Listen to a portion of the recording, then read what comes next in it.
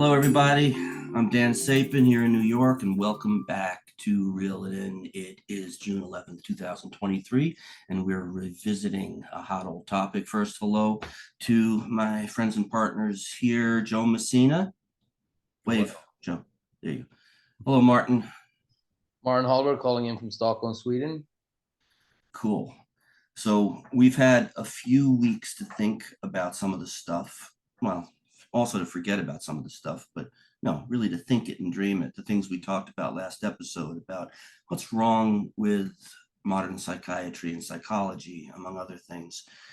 And what we've come up with today for a topic, I think we agree is eminently worth talking about, perhaps important to talk about. First of all, is to pick up again on the thread of what's wrong with psychology and psychiatry. Making pathologies out of everything that doesn't conform to something normative.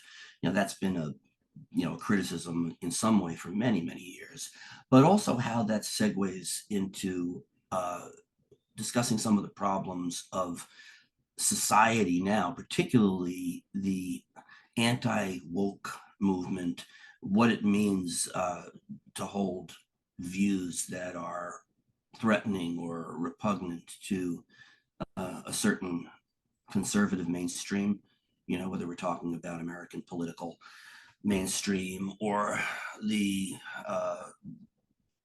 medical mainstream.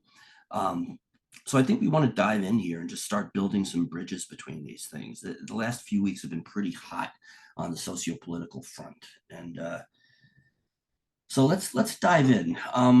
Who's got something to say about the psychiatry portion here and the normal versus the pathological versus the creative?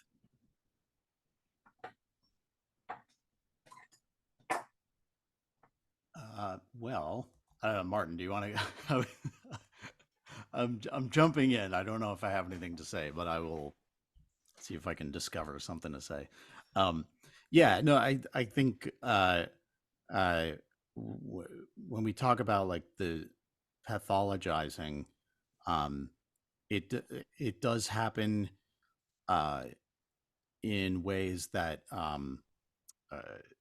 that serve the hegemon, whatever. Like if we're talking about capitalism, or if we're talking about which I feel kind of grows out of capitalism, is the idea of the in group, and when it comes to the anti-woke movement, which is such a dumb, like, I feel it just feels so ridiculous to be an adult talking about like what's woke and unwoke, but like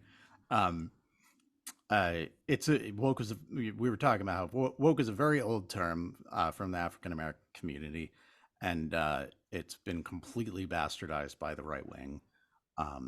So again, while I feel that like racism and bigotry largely grows out of capitalism, it is a somewhat separate phenomenon that while mental health conditions are treated as are kind of like pathologized in this way we're talking about, if you are not being like the best little worker and consumer you can be, the same is done to members of the out group, whether it's race, which is its own whole can of worms, or like what's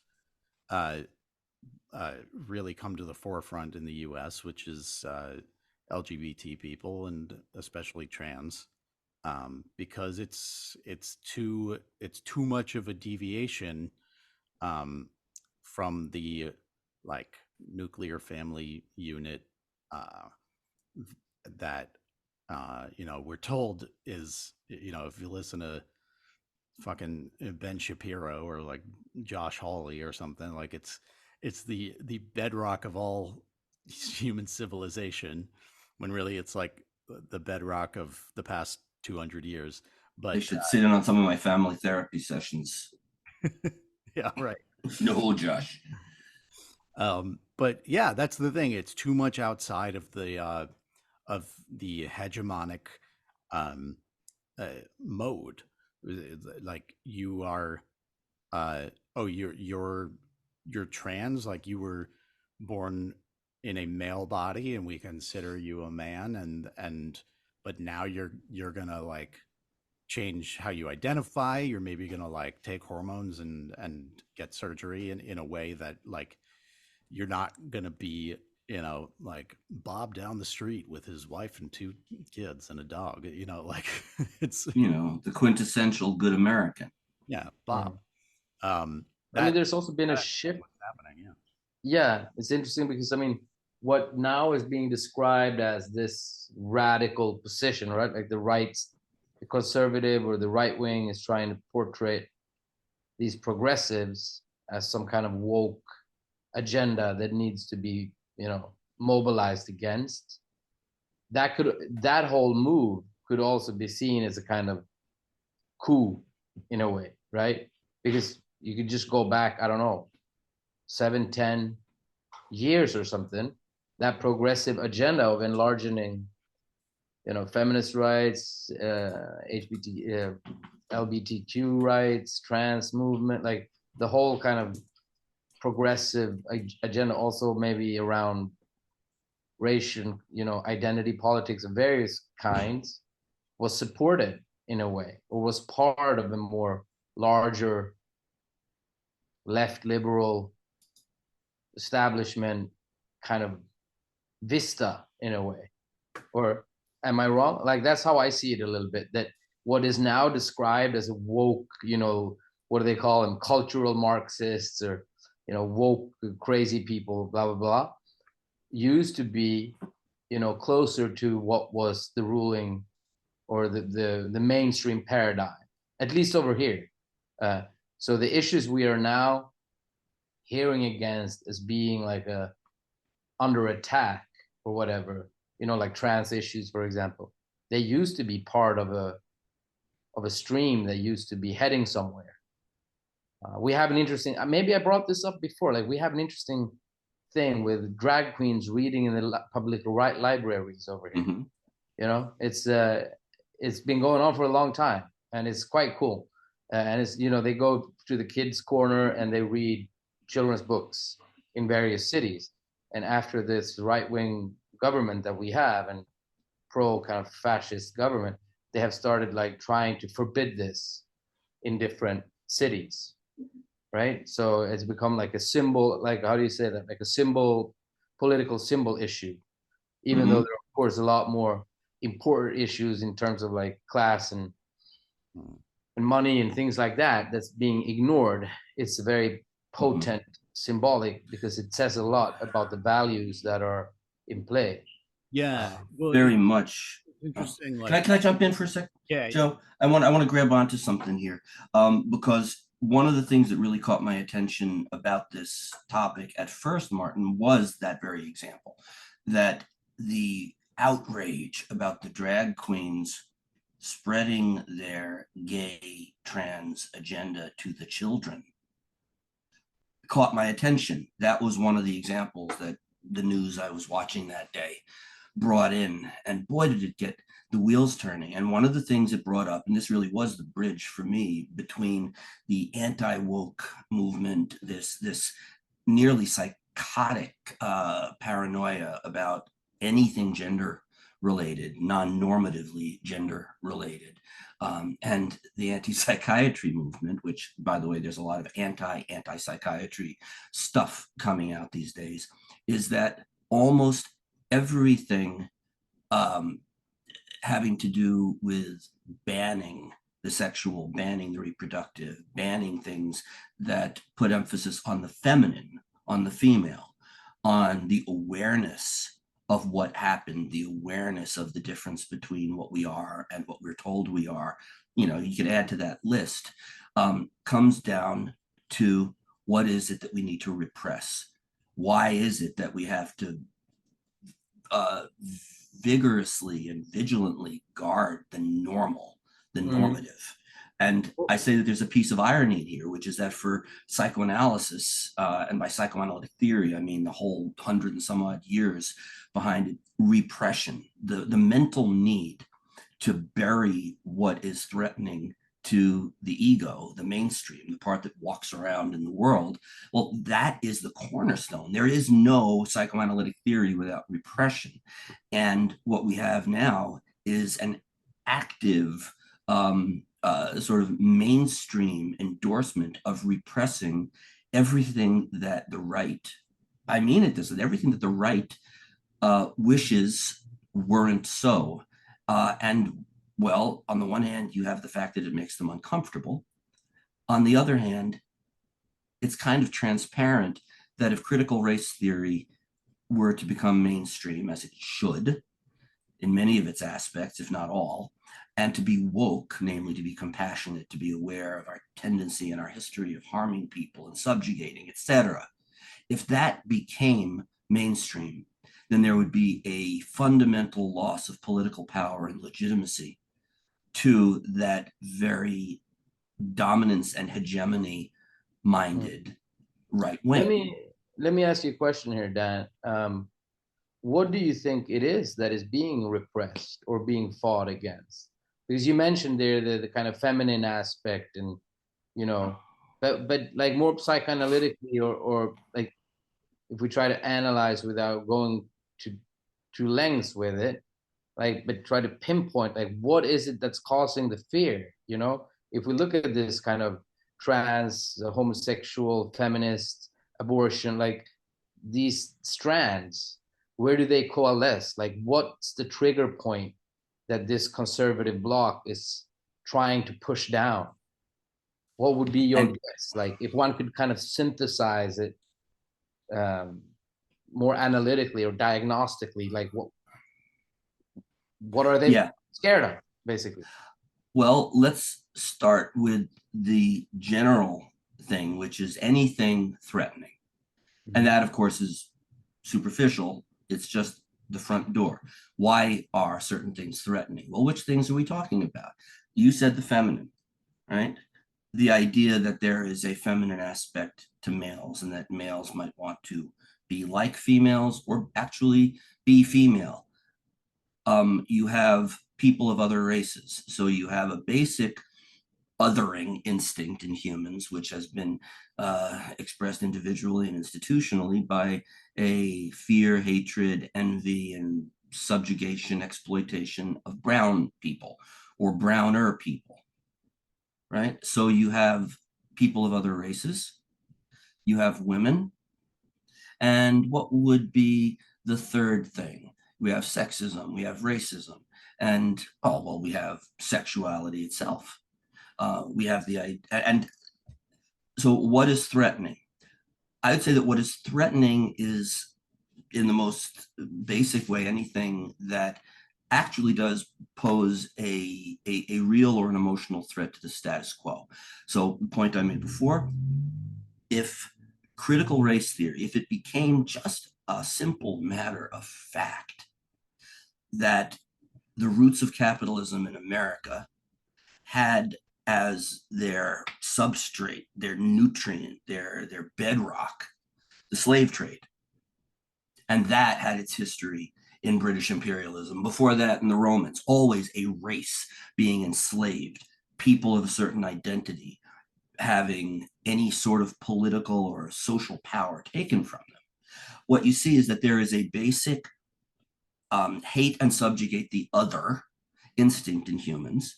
And if you look at the three target groups, sexuality itself, which of course in psychiatry, for Freud's definition of mature relationship, was that it involves straightforward, preferably missionary position, genital, marital, reproductive sex. So we have that normality in psychiatry. We also, interestingly, happen to have that as the core and only acceptable version of a family. In the Christian American family values movement, in which it's just a given to them that a family is a husband, a wife, and children.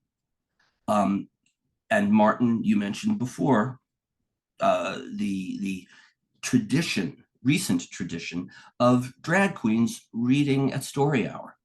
in libraries for children, which of course has been turned into the drag queens are teaching the children their drag, trans, gay agenda, which is nothing but the verbalization of a hallucination on the part of the other side. So you ask the question, what are the things that are being fought against?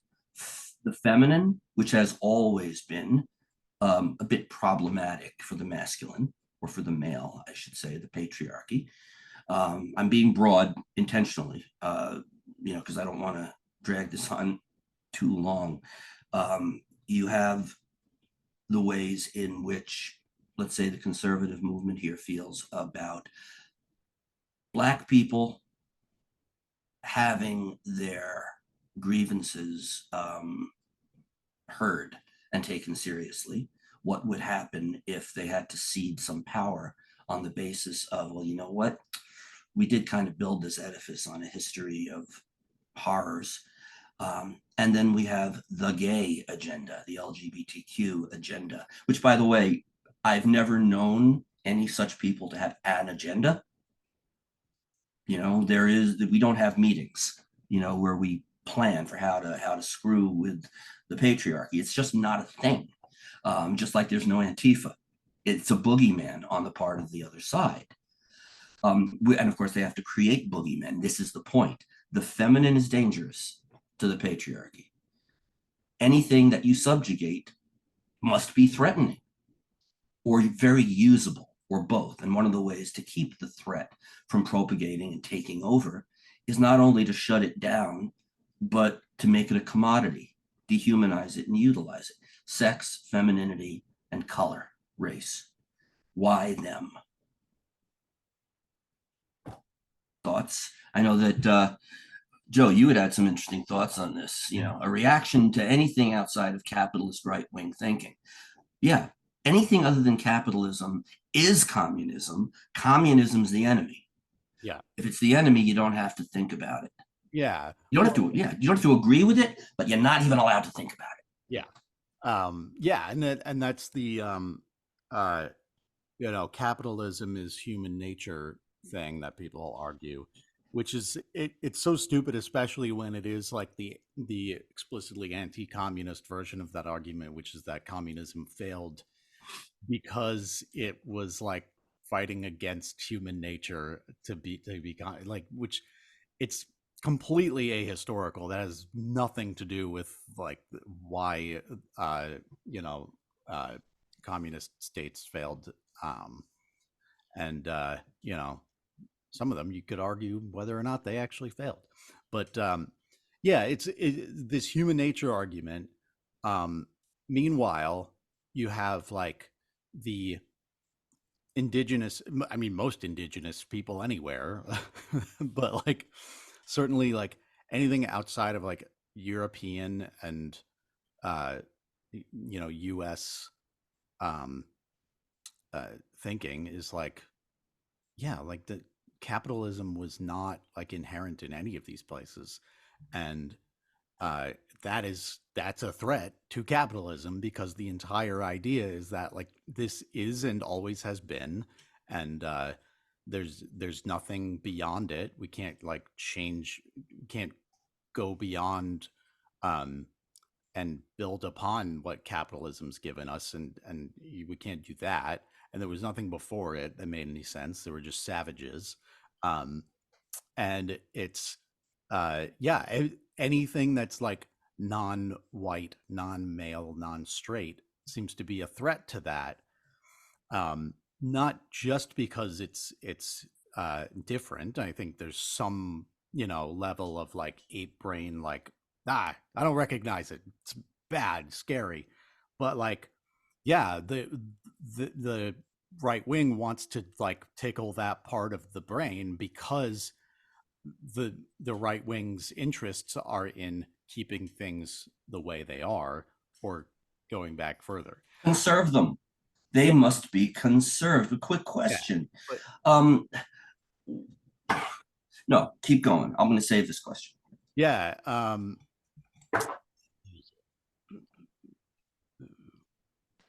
Yeah. Can you remind us what Martin Luther King's economic points were? Yeah, so like these people will talk about Martin Luther King and say like, oh well, this is a separate thing, but he'll talk about like Martin Luther King versus like Black Lives Matter and be like, see, Dr. King was peaceful, blah, blah, blah. And meanwhile, like go back and look at what newspapers were saying about him and his rallies at the time, um, and go back and see what he said about riots and what those represented. Um, Riots are the language of the unheard. Uh, but yeah, so well, economically, he was really started. People really started to view him as a threat when he started talking more about economics and the Vietnam War and socialism. I don't know if he was like ever explicitly socialist, um, but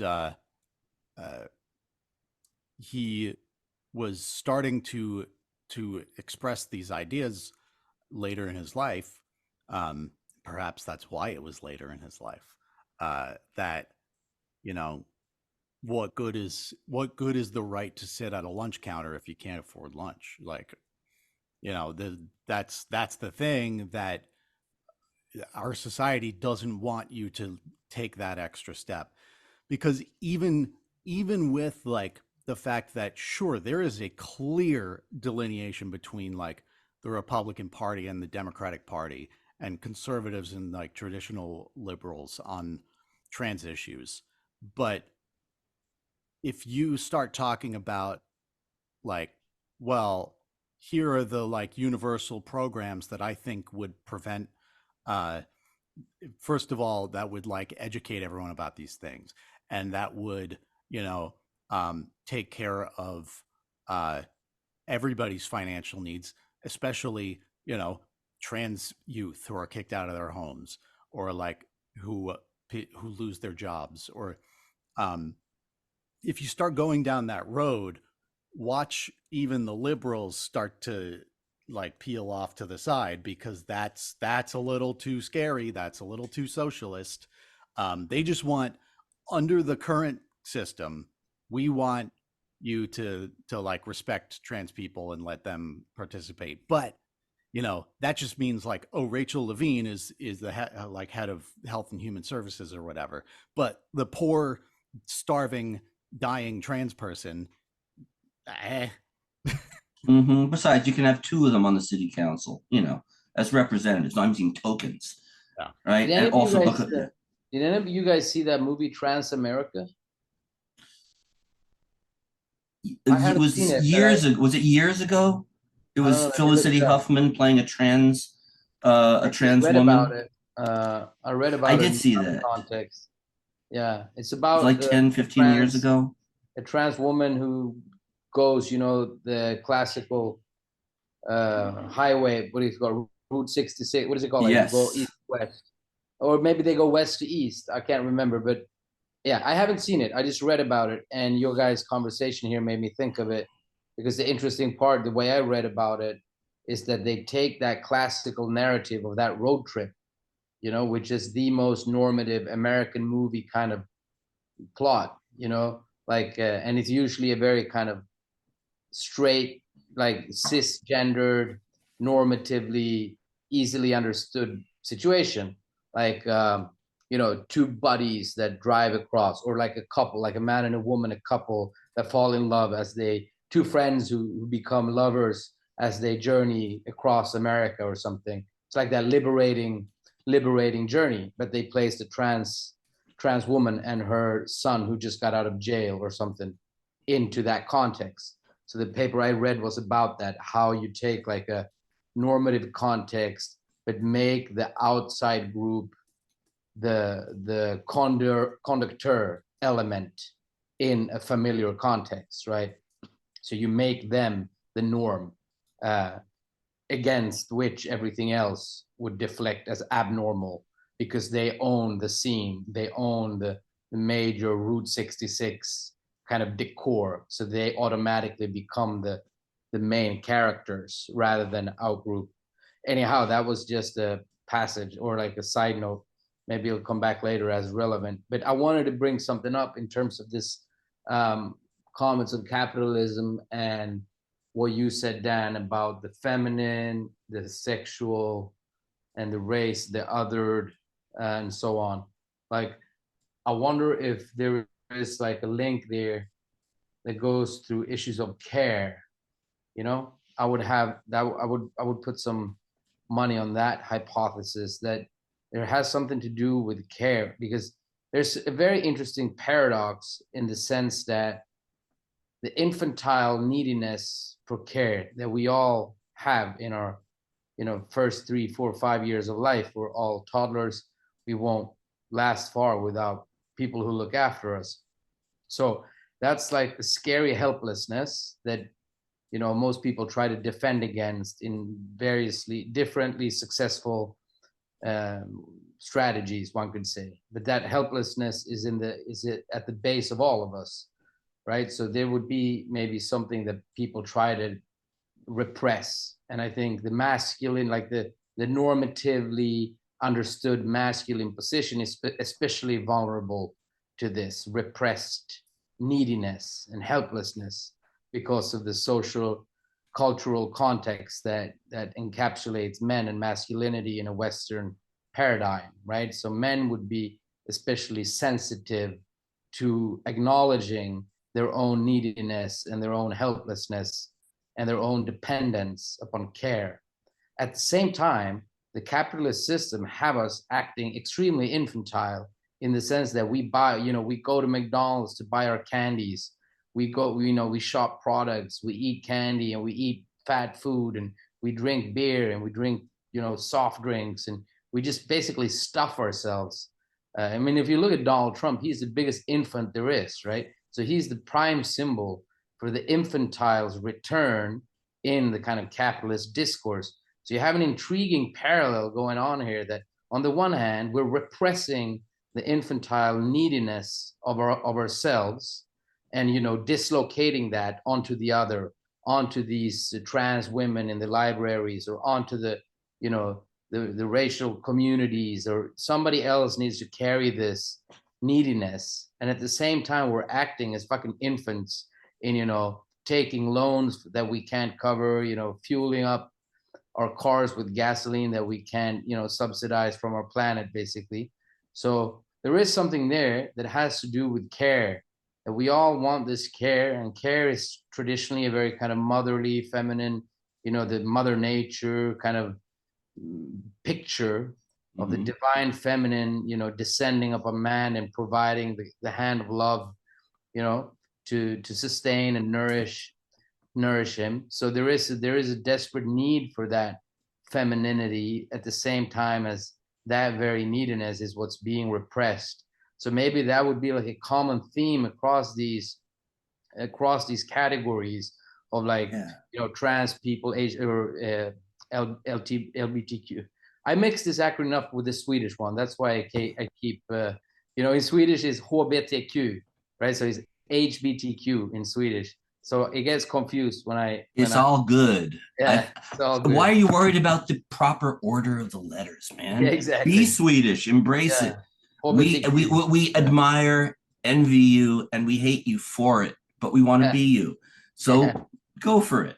No, but you hear what I'm saying, that there is maybe like a cross-cutting thread between the LGBTQ issues and the other kind of categories, the feminine, the motherhood, the kind of abortion, a trans movement. I don't know if it would play into kind of the racial sector as well, or like ethnic category as well. Maybe it's more difficult to make that. It does. Connection.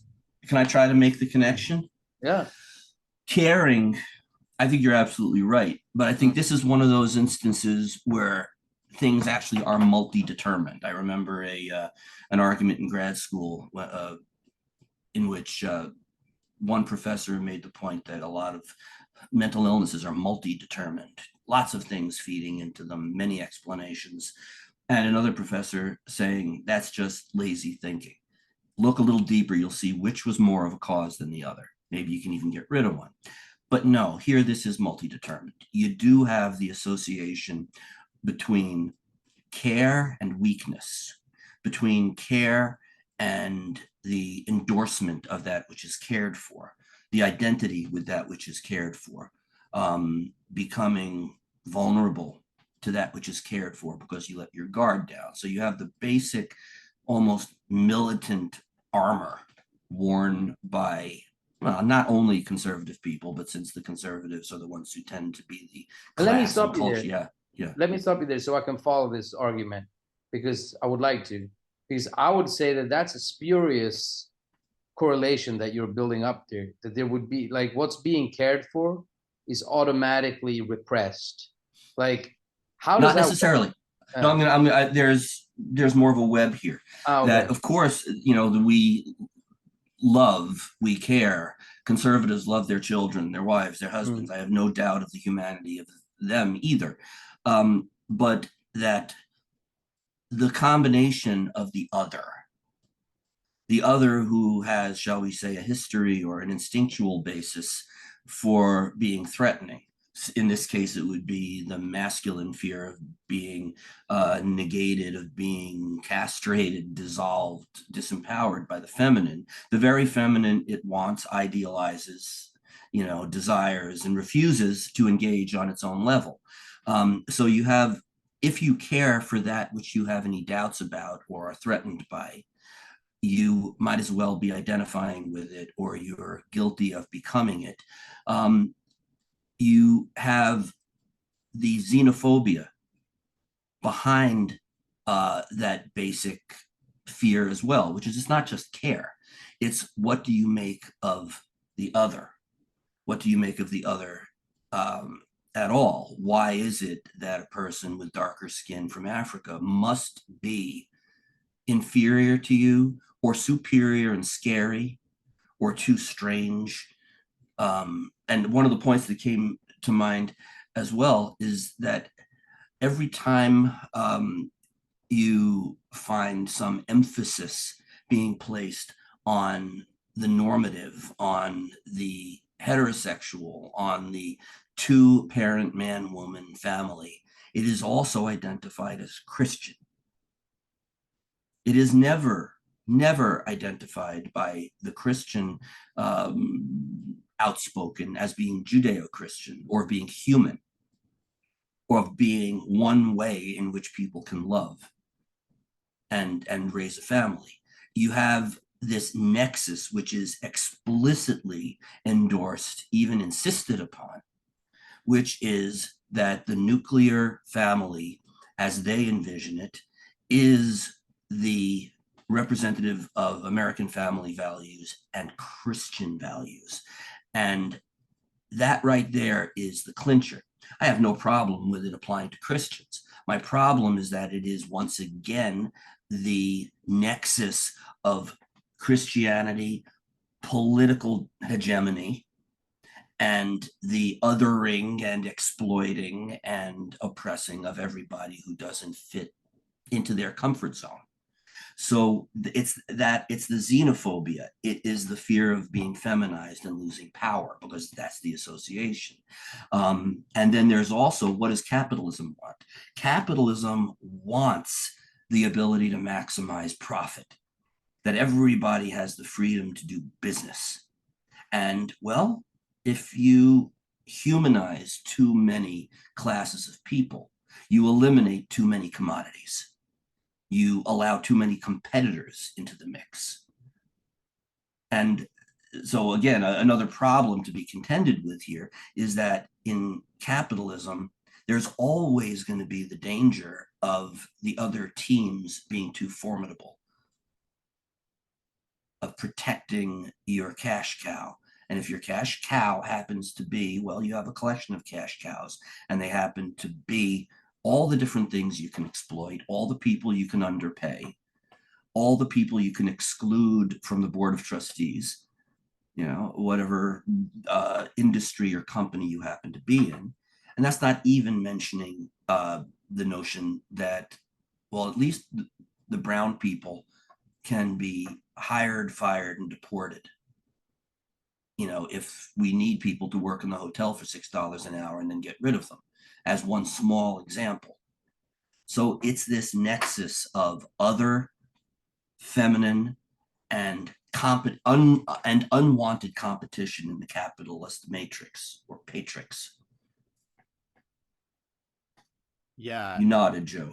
Yeah, that is, it's a really good point, because that is a point that's also made in Marxist theory, outside of any sort of like identity based issue like we're talking about, because it is like an important part of capitalism, despite the fact that like libertarians will tell you that it's all about competition and blah, blah, blah, blah, and that's better for the market and blah blah blah.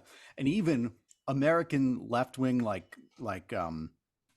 Keynesian theory that gave us the New Deal and everything sees competition as the the antidote to monopoly, rather than state monopoly being the antidote to monopoly. Um, because what did uh, uh, well, both Roosevelts do is they broke up the banks and they broke up monopolies, and with antitrust laws and stuff, which might be if you're still going to have capitalism, it might be preferable to having like monopolies that crush everyone else. But my point is, like, yeah, that's the thing, is they don't want to compete.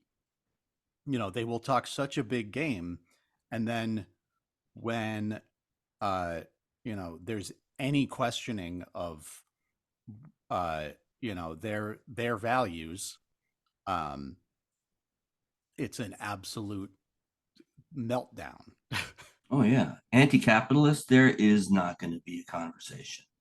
Right. And that's like, we can, again, like I would like tie all of this into like uh, capitalism versus anti-capitalism. But yeah, I mean, if we're just going to talk about like the reaction to trans people and immigrants and this and that, it's like, yeah, they don't want competition in the way that they Yeah. think. On any level, because we also kept hearing about them coming to take our jobs. And of course, the easy response, because everybody's heard it, is yeah, but what middle class white person in Arizona wants to clean toilets at the elementary school? Yeah, people were lining up for that job. Mhm. Um, yeah, actually, people were really hoping to get that job, and they tended to be Americans, just not the preferred kind. And I know I'm sounding really woke here, but you know what? I look at these things and I think these are blunt facts. These are not debatable. They're as blunt as this table. The question of what to do with the table is a whole nother matter, or where it was made for that matter. Olivia. Um, but there was one other piece in there. Damn, I keep forgetting it. It slips away, probably because I need to repress it. I'll interrupt somebody and mention it when it comes back to me. Yeah, I just want to add one thing, and then if someone wants to jump in. But yeah, the when you said they're Americans but not the preferred kind, it's like um, you may have been referring to one of two things, which is either like United States Americans who are not of the in group, or other fucking North and Central and South Americans who are Americans, but we don't Both. consider them that. And it's really interesting that uh, there's a lot of fear. Like I remember reading about conspiracy theories on this 20 years ago when I was in like middle and high school, about a plan for like a North American Union, or like a Pan American Union, North and South America. Um, and like what a horrifying thing that would be, and that's bringing us towards the New World Order and one world government and blah, blah, blah. And I don't know why people are so afraid of that idea.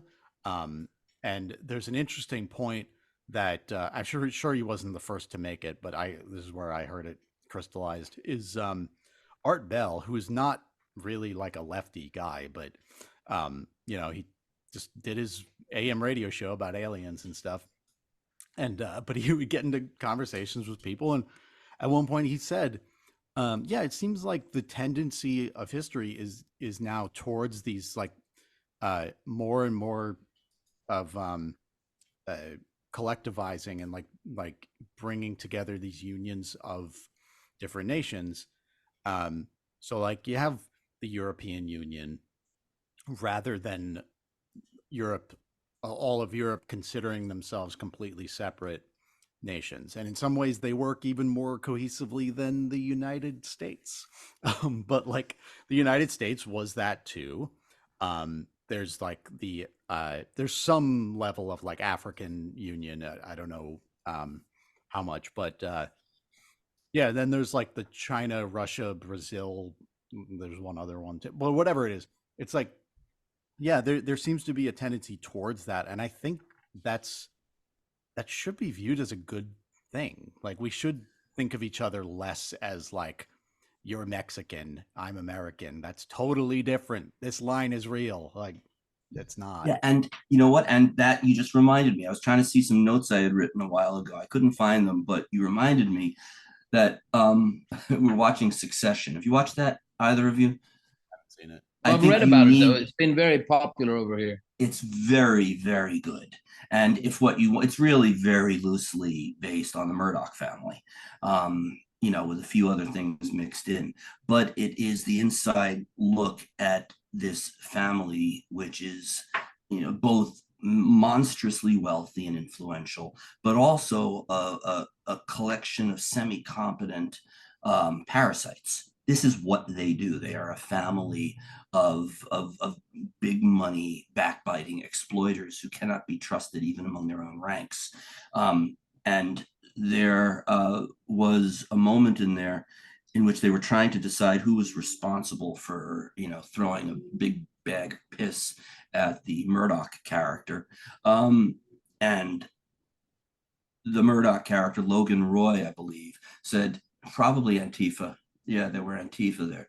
And I was thinking, all right, I don't think Antifa exists except in the boogeyman imaginations of the right. I've never heard of an Antifa movement. I've never gotten an invitation to an Antifa anything, although I am an anti-fascist and I am woke, I would say. I try to be. I'm not sure if everybody would agree. But my question along those lines, Joe, would be, why wouldn't you be anti-fascist?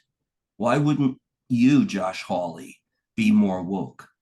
And part of the problem is the way in which the words are co-opted easily to indicate their opposites, to demonize words that ought to be obviously desirable, to be awake, enlightenment, consciousness, notice what's there, be responsible for it. Antifa. You know how many people don't know that it stands for anti-fascist, and how many of those who do don't know what fascism is or why it should be avoided? So then why the hell are you not anti-fascist? Not more woke?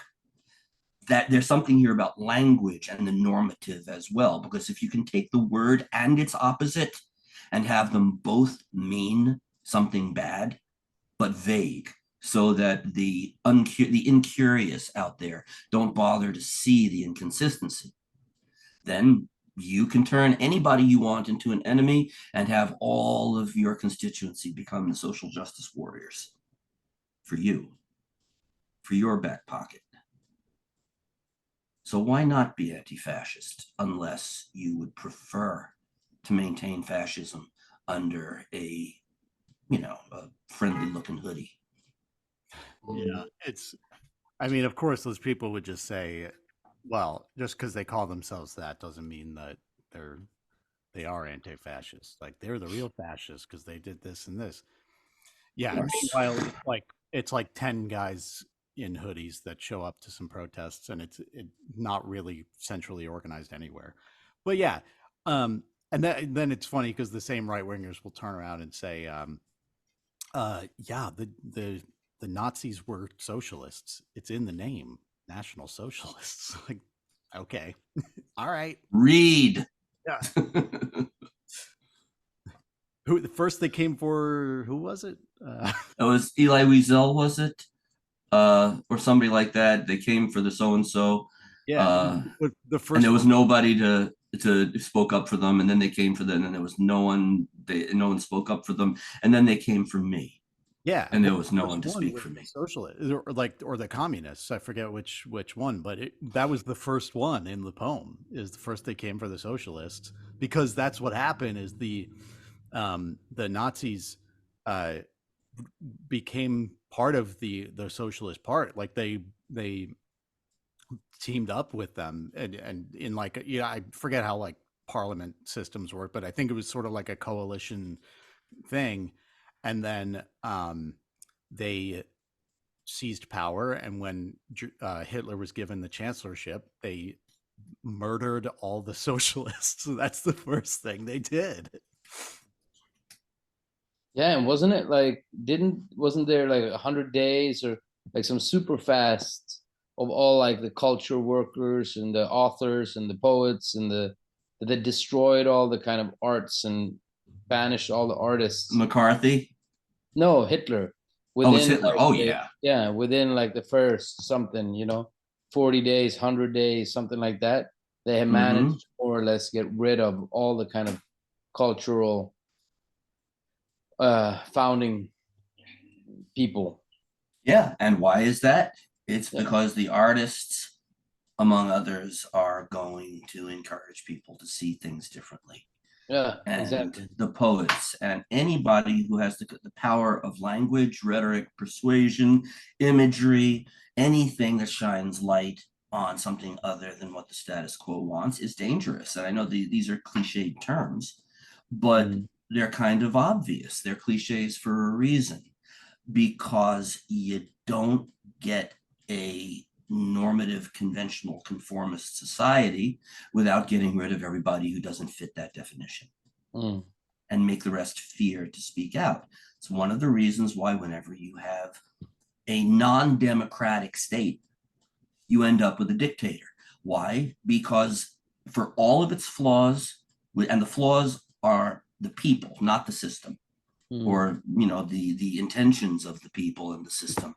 Um, it Whenever you don't have that democracy in some uh, sort of sincere attempt at working democratically, the people who are willing to grab power and be unwoke and insist on that their constituency, their prisoners, you might say, be asleep, conveniently mollified and narcotized.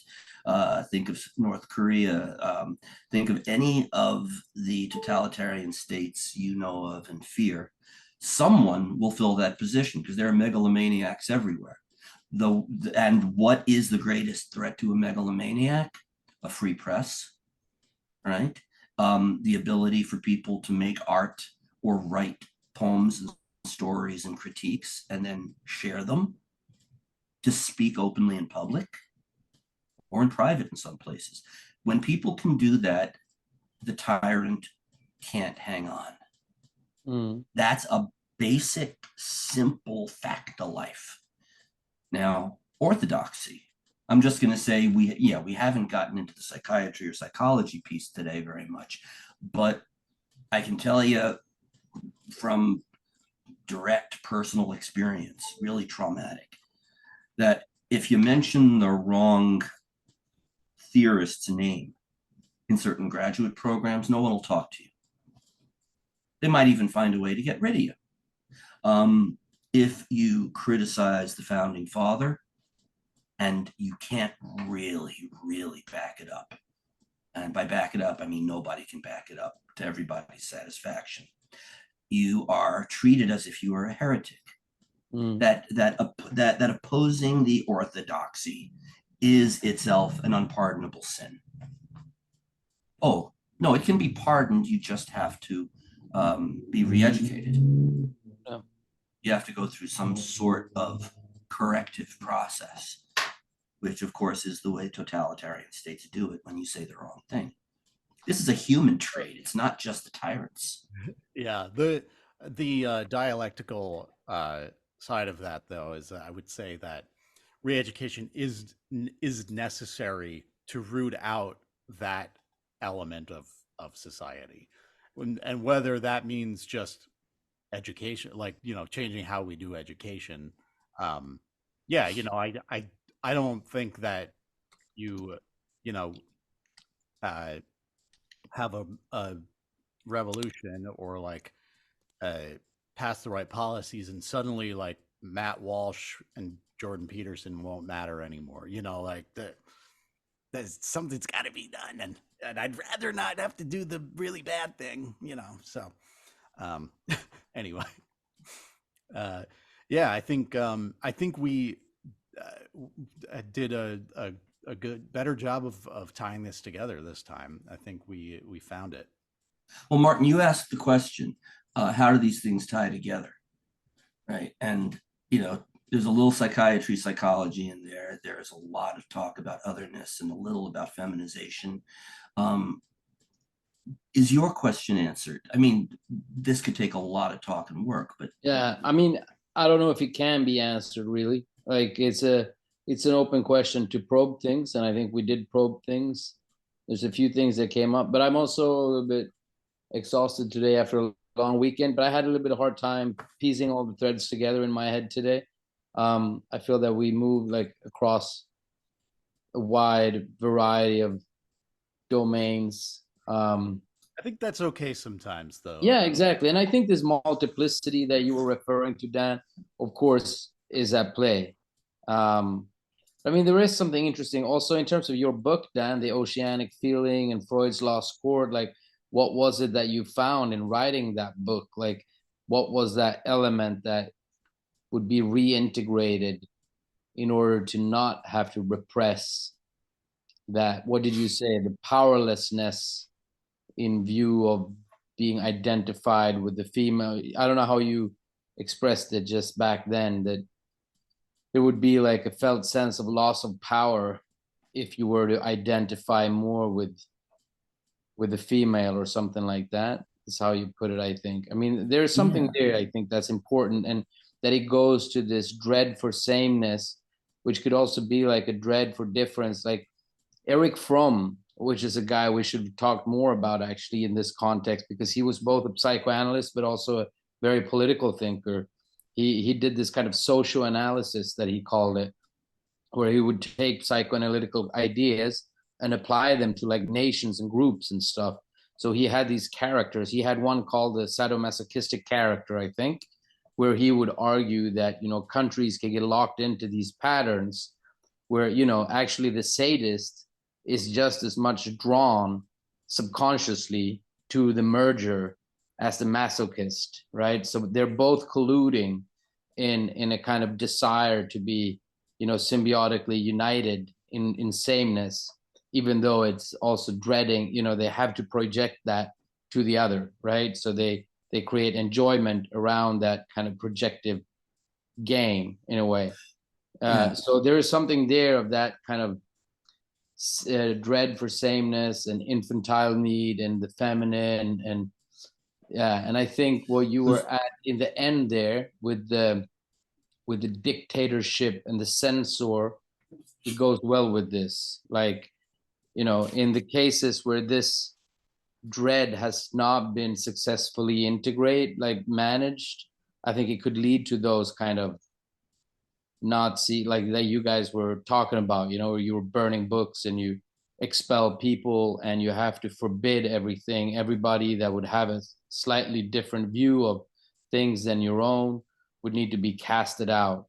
Like there's definitely something of these kind of logics, I think, that are at play when you look at what's going on in both in Europe and in the States today with like Trump and all the people over here. Yeah. The Russians, you name it. Like there's something very, very paranoid and dark, really, of the whole situation. But I'm not sure if I could finally capture it or find it. But I think we did cover like a lot of interesting pieces to this kind of moving mosaic, or what this structure that would need to break up to let in light and room and difference and care, really, to come back to that. I think care, and another element when you look at care is really, I think, climate change and some of these economic inequities. What I'm trying to get at quickly is that I think care precedes hope. Like sometimes you hear this, we have to have hope, we have to have hope, right? But when you look at certain things, it's delusional to have hope. It's audacious to have hope. Yeah, but that was a nice book by Obama. Yeah, some of the facts are just beyond, there's no real grounds for hope in some of these contexts. But can I jump in for a sec? Care is the kind of precursor to hope. Like we build hope from having had the experience of somebody caring for us. Yes. So when we look at these kind of inequities and climate change, like what's missing really is care in one another and the whole system, and believing that our care matters. And if we could do that, I think we would reinvigorate more hope. Yes, you pointed out that section in Freud's Lost Chord, and I actually pulled it out this morning for a reason, and now I don't remember where I put it. Bad planning, but I remembered that was in the section on where I wrote about from empathy to identification, where Freud writes about the nearly extrasensory bond between infant and mother, in which the implicit, and this is not Freud's words, but the implicit enveloping care of the mother enables the infant to begin to recognize herself, and so thereby the mother's empathy enabling the child to identify with the mother and use that identification with the mother as the grounding for developing her own identity, the child's identity. And that the basis of it is the feminine matrix, maternal matrix of care between the child and the mother. This is this empathic zone where a child can grow. And what is more hopeful, what is more emblematic of hope than the ability to draw a growing human being from an embryo? And of course, this can lead us back into the abortion thing, which we can maybe talk about another time, as another power the woman has to defeat the masculine and the male, the order of the word, the logos, which is that if the woman can control life from within her own body, and if this is implicit in her being, then we must simply paralyze her being and take it away from her. And this, you could even say, is the triumph of the left brain, the bean counter, the one who simply says yay, nay, binary. This is this is not this, get rid of that. That's the left brain. Ian McGilchrist, the master and the emissary. It is the right brain that is capable of seeing the connection, the pattern, the implications, the future. And so the right brain is capable of nonverbal care, of simply holding, of drawing the potential out of an infant, a real infant and a metaphorical infant. The future that is worth looking forward to comes from the matrix of care here. And when you have an entirely masculinized, conventional power structure, you are going to have an institutionalized paranoia, because there is no maternal function to hold on to the people who do not yet have their power manifest yet. But let us wrap up there. I just wanted, because I agree with what you said there, but once again, there's that interesting little lapse, at least that I notice, in the sense that the left brain is the brain of the logic, yes, but it doesn't follow that if the mother can create life from within her own body, we should therefore take it away from her, right? You said that with I guess, explicit or conscious irony, because that's a fallacy. Like, there's no logic in the argument that if the maternal can create life, we should hence take it from her, right? No, if she can create life, we should hence support her in doing that. It's her power that they're taking away. Yeah, exactly. But that's completely crazy, right? Like, the logical, empathic conclusion of that statement would be, if the woman can create life, within her body, it would be the logical thing to do to support her in that process and help her, right? If she's the one that creates life, the logical thing to do would be to sustain that power and work with it and team with it and become a partner with it and not fight it, right? Like, that's how I see it. So maybe there is the trick that we need to fix. Like, if we Oh can yeah. fix that thing, the logic as such is not bad. The left brain as such is not bad. You know, it is very useful, but it's to what direction is being deployed. Is it being deployed in the direction of repressing the power that they associate with fear because of some own childhood things? Or is it the logic that we associate with sustaining, nurturing, and teaming with a life-giving force? You know, there's something there. Yeah. How do Well, we? let's say that since we're talking about that the issue really is the power of the feminine, well, and you say, well, yeah, they should be getting in there to help. Well, I firmly believe, I have grand hopes that the nice white Baptist middle class girl in Jackson, Mississippi, who gets knocked up is going to get good prenatal care, and that if she hasn't been ostracized from the family or sent to, to an exorcism camp, then at very least she'll be getting good health care. The baby will be adopted by a grandma or someone in the neighborhood, and then of course the girl is going to disappear into her life, and probably won't get therapy for all she's been through. But then again, the usual response is also, yeah, who is going to care for the 16-year-old Black mother in Detroit? No, but once again, let me just, sorry, we should wrap this up, but I think it's interesting. I don't want to. Because I don't know to what extent we're misunderstanding or not here. Like, because what you said was the masculine. Like, you said that when the woman can give life from within her own body, the masculine tries to take the power away from her.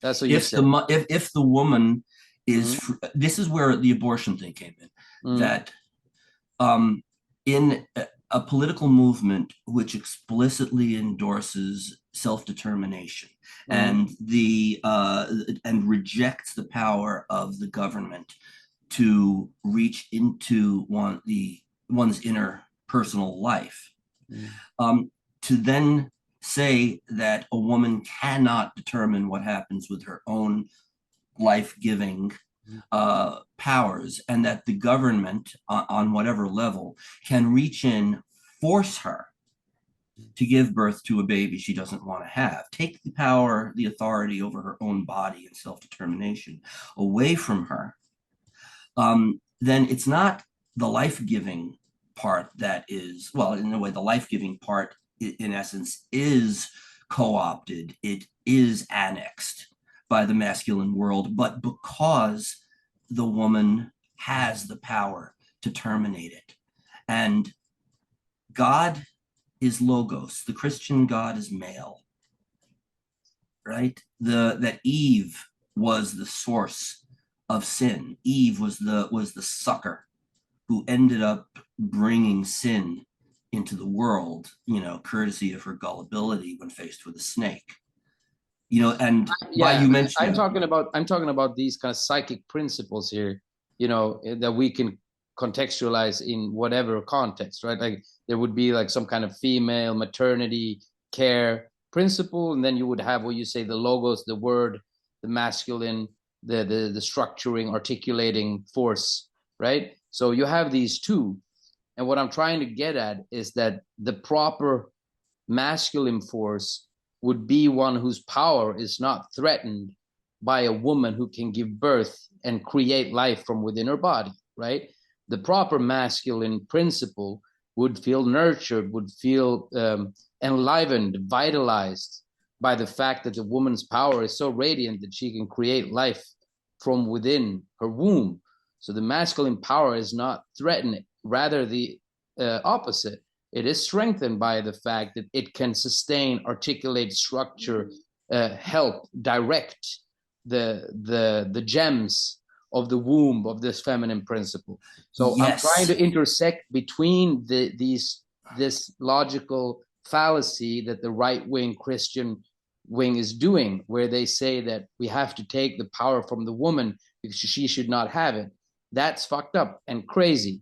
What we should say is that a proper masculine force is one that recognizes, respects, protects, and nourishes the female's principle of creativity, and then creates his own value in the sense of articulating the outcomes of that female Yes, creativity. That's what I'm this trying to say. is, And this if we can is, and if we can piece that together, maybe then we can break up this repressive cycle of yes, having to repress trans issues, gay issues, racial issues, feminine, all these things we've been talking you about. nailed it. You nailed it. And it's in there, okay? Because the Yes. proper masculine principle, the proper exercise of a masculine principle is one that is in proper balance with its anima on the individual and cultural level, right? Exactly. Instead, and I can point to the apprehension of beauty. Actually, it's not over there. I brought it to my office the other day, which is this beautiful book by Donald Meltzer and Meg Harris Williams. Thank you, Meg, for believing in my work. In which they write of the implications of Melanie Klein's work about the aesthetic, that the infant has this powerful, and think of the male infant here, just to illustrate this, that infant is fascinated, perplexed, addicted, you might say, to the amazing stuff that comes out of that mama.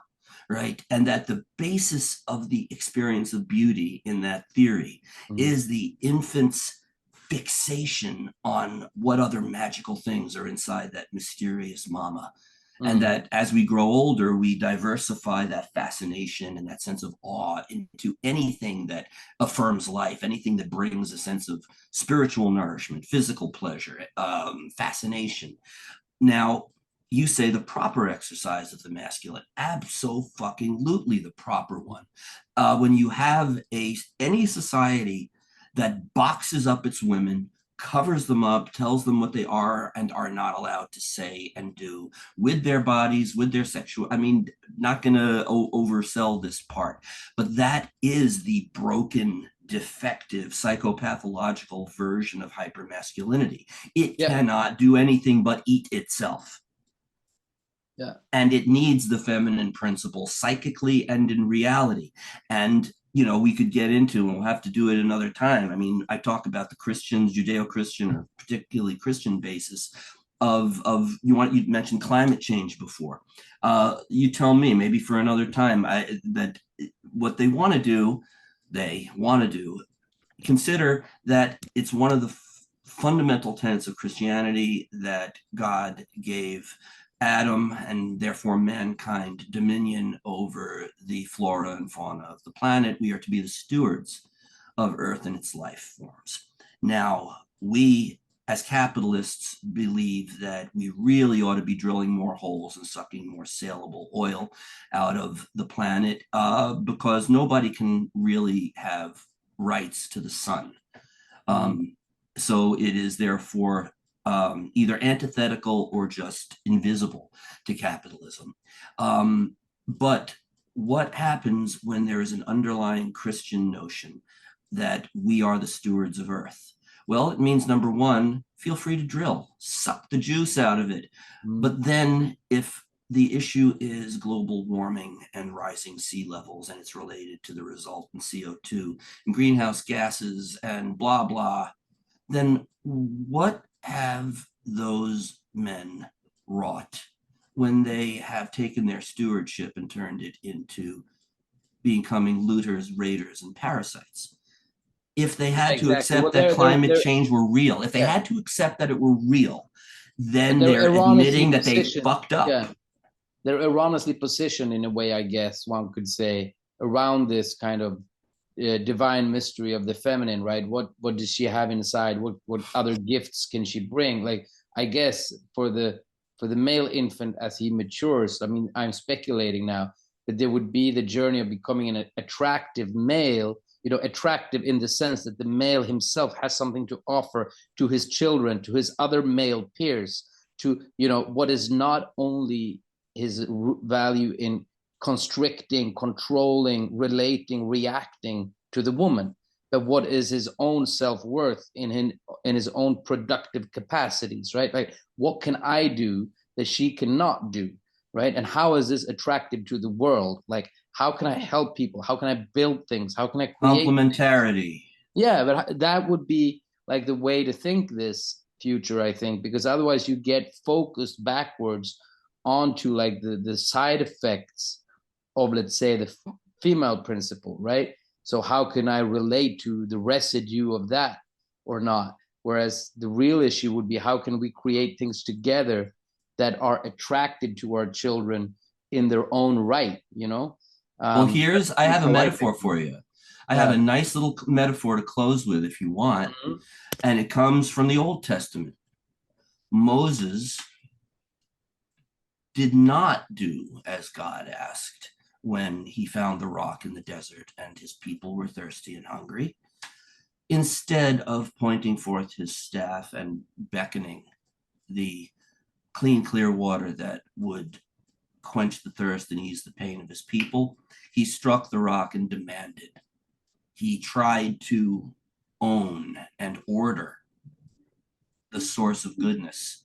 And God, who could be kind of a prick, basically said, generally, I'll give you a B+ on this one, Moses, but that shit you pulled with the rock, you ain't getting into the promised land. You're delivering the kids, but you're staying outside. I think Learn it's your lesson. fun, but I think the only interjection to have that to wrap up is that it's focused on what's wrong with the toxic masculinity. Let's close with one that formulates the options going forward. That would be the positive buildup of what we can do, instead of navel gazing those fucking conservatives that are not able to do it. We could create like a, you know, if Moses got it right, or maybe better yet, quote something that's not the Bible. We could find, you know, maybe a Keynesian economist. Joe, do you have something you can pull out that would bring us in a positive direction? Positive, like masculine direction, or? Well, maybe complementary. It doesn't have to be masculine, but positive in the sense of constructive building. That's not, you know, focused on what we cannot do.